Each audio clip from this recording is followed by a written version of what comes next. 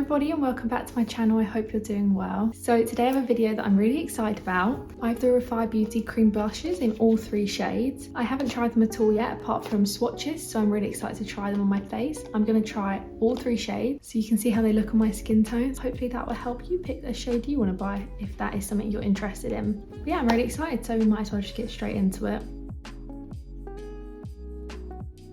These blushes retail on her website for £14, which I think is quite good. They are quite small. If they are really good quality and are comparable to some higher end, then I'm completely happy with £14. I think that is a very reasonable price. Let me just read you a tiny bit about it on the website. It says that REFY's cream blush enhances the natural colour in your cheeks. It is buildable, allowing you to create a subtle dewy glow or a radiant cheek tint. Our unique cream-based formula has been tested on all skin tones and types, and the cream blush is highly pigmented, so only a small amount of product is needed to achieve the ultimate glow. And they are also vegan, cruelty-free, and it says they're suitable for all skin types and tones. The website does recommend to use their duo brush. It looks like sort of a duo fibre, double-ended, one for bronzer, one for blush. I'm just going to use my Morphe M427 as it's normally what I use for cream blush, and I swear by it. It looks very similar, to be honest. I don't think you necessarily have to buy their brush, but I do think a duo fibre is best for sort of cream products. But yeah, let's dive into the first one. So I'm going to take Rose. The packaging is pretty simple. It's this like plastic square, very travel friendly, and there's a nice little mirror. I'm trying to show you like in comparison how big it is. They are very small. If I compare it to just a standard MAC pan size, you can see it is quite a decent bit smaller.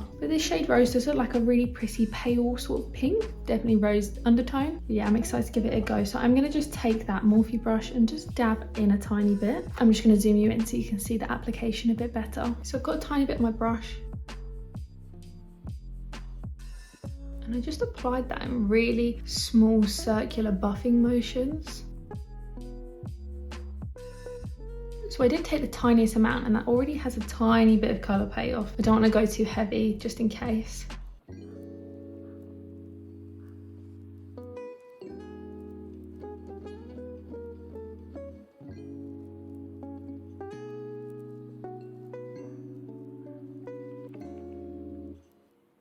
So far I would definitely say it is buildable. This is a really flattering tone, especially on fair skin like mine. It's not overwhelming as some blush can definitely be. But yeah, it's definitely buildable, and I feel like I could add more if I wanted, but I think this is a really nice finished result. It's just added that slight flush. I wouldn't say I'm awe-stricken by this colour, but I wasn't expecting to be, as I don't necessarily lean for shades like this that much because I do find them just very natural. They do have their place, but I'm not excited by them, if you know what I mean. But yeah, so this is Rose. Like I said, nice pale pink, very slight peachy undertone actually, but it is just very flattering. On to the next. So the next shade I'm going to use is Malaya. I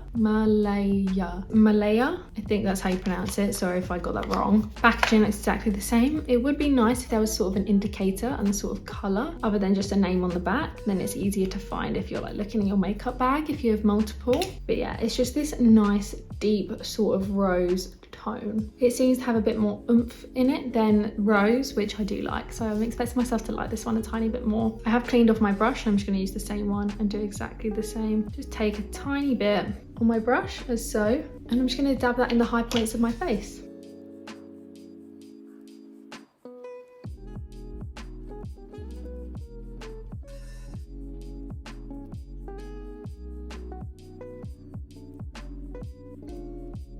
So a tiny bit did go a really long way. I'm just going to add more and build it up to see if I can. Yeah, I do really like the undertone of that, but I took the smallest amount, so even though they are small pans, I do imagine they would last you a really long time.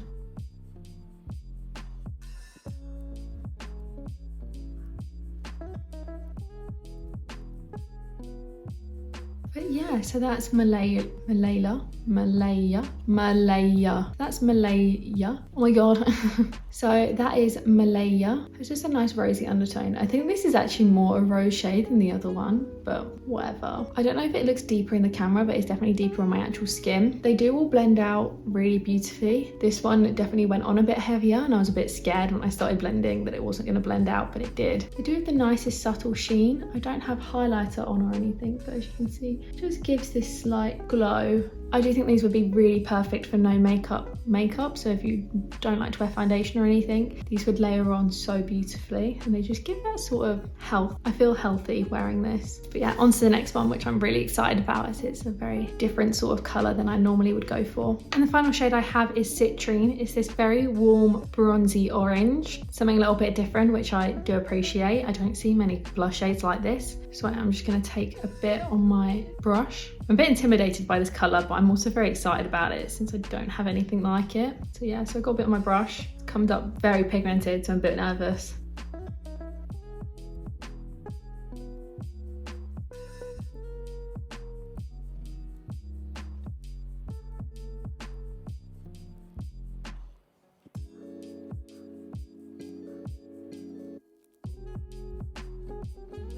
That shade really did pack a punch with barely any product. This looks so nice, especially with autumn weather and sort of the warm colours we're going to be using at the moment. This with really bronzy skin is just, I'm going to add a tiny bit more.